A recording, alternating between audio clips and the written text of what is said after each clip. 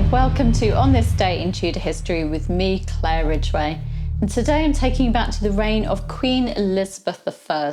But on this day in Tudor history, the 8th of September, 1601, John Shakespeare, father of playwright William Shakespeare, was buried at Holy Trinity Church in Stratford-upon-Avon.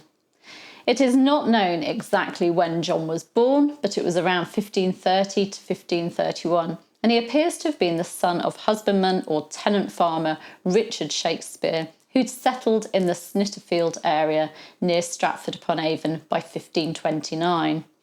By the time of his marriage to Mary Arden between 1556 and 1558, John was a glover and widower, a widower being someone working with light-coloured leather, working out of his home in Henley Street in Stratford. Mary was the daughter of Robert Arden, from whom John's father rented property. Her family were prosperous and important. Robert died in 1556, leaving Mary property, including his estate in Wilmcote. John and Mary had their first child, a daughter Joan, in 1558, but she didn't survive infancy. She was followed in 1562 by Margaret, who only lived for a few months, and then by William in April 1564, who luckily survived the plague that hit the town that summer. There were 5 more children after William, although Anne, born in 1571, didn't survive childhood. In 1557, John was working as an ale taster for Stratford, but by the time of William's birth in April 1564, he'd risen to be a burgess of Stratford, and a year later he became an alderman. Then, in 1568, he was made High Bailiff or Mayor. 3 years later, in 1571, he was made Chief Alderman and Deputy Bailiff. In the late 1560s, John applied for a coat of arms, believing his ancestors to have been advanced and rewarded by King Henry VII, but the application was subsequently withdrawn. Arms were, however, granted in 1596. The position of alderman gave John the right to have his children educated for free at the local grammar school, and it appears that William attended. John's luck ran out in the 1570s when he was prosecuted for usury, the action or practice of lending money at unreasonably high rates of interest, and also illegal wool trading. He ended up in debt, which led to him mortgaging some of his wife's properties and losing them in 1580 when he was unable to keep up with the repayments.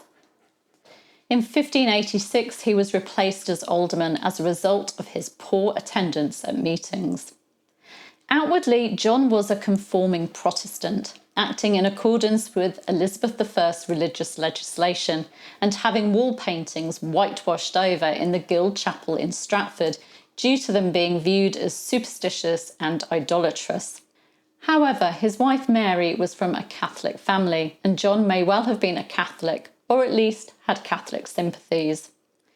As bailiff, John would have attended performances by players such as the Queen's Players, Worcester's Men, Leicester's Men, Warwick's Men, and others, and it seems likely that his son William accompanied him. They may well have also attended the entertainment at the Earl of Leicester's home, Kenilworth Castle, when the Queen visited in 1575. It is not known when John died, but he was buried on this day in history, the 8th of September 1601, at Holy Trinity Church, the church that is also the resting place of his son William Shakespeare. Some trivia now. His whitewashing of the wall paintings in the Guild Chapel of the Holy Cross, for which he paid 2 shillings for defacing images in the chapel, wasn't exactly a brilliant job, as by the 19th century they were beginning to show through. A restoration project in 2016 uncovered more of the wall paintings, and they really are interesting to see if you're able to visit the chapel. Also on this day in Tudor history, the 8th of September 1560, the body of Amy Robsart, wife of Robert Dudley, Earl of Leicester, was found at the bottom of some stairs in her rented home, Cumnor Place in Oxfordshire. What had happened to Amy? Was her death a result of misfortune, as decided by the coroner, or was it suicide or murder? Did Robert Dudley kill his wife? Did William Cecil kill Amy? Find out a bit more in last year's video. You'll find a link to it in the description. Now you can subscribe to this channel by clicking around about there. You can hit the bell to be notified as these videos go live, and you can give me a like and leave me a comment. I'll see you soon. Take care. Bye bye.